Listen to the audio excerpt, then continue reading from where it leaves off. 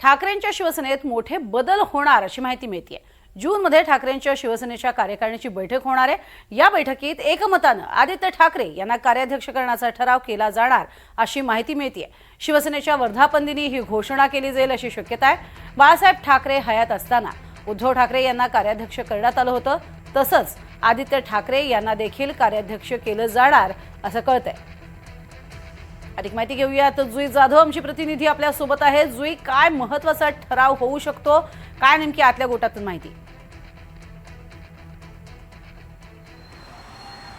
प्रज्ञा, जूनमध्ये शिवसेना पक्षाचा वर्धापन दिन असतो आणि त्यामुळे यंदाचा वर्धापन दिन अत्यंत महत्त्वाचा असणार आहे, कारण का यंदाच्या वर्धापन दिनी कार्यकारिणी बदलण्याची शक्यता वर्तवली जात आहे।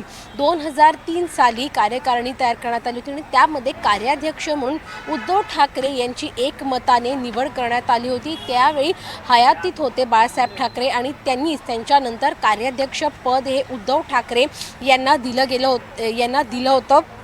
आता 2026 मध्ये उद्धव ठाकरे यांच्यानंतर त्यांचे सुपुत्र माजी मंत्री असलेले आणि आमदार असलेले आदित्य ठाकरे यांची कार्याध्यक्षपदी वर्णी लागण्याची दाट शक्यता वर्तवली जात आहे।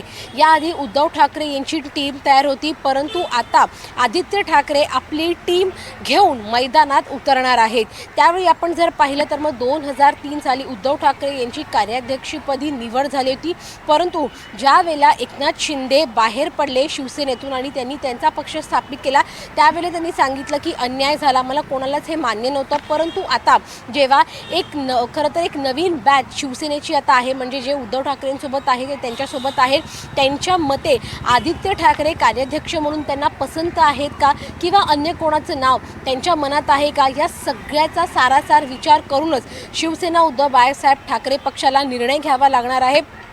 परंतु जी माहिती आपल्यापर्यंत मिळते त्या माहितीनुसार हीच आहे की उद्धव ठाकरे नंतर आदित्य ठाकरेंचा चेहरा कार्याध्यक्षपदी असणार आहे। त्यामुळे ही जेव्हा ज्या वर्धापन दिन सोहळा साजरा केला जाईल तेव्हाच नवीन कार्याध्यक्ष कोण असेल, 2003 ची पुनरावृत्ती होणार का, याकडे सगळ्यांचं लक्ष आहे। प्रज्ञा, नक्कीच तुर्तास धन्यवाद या संपूर्ण माहितीसाठी जुई।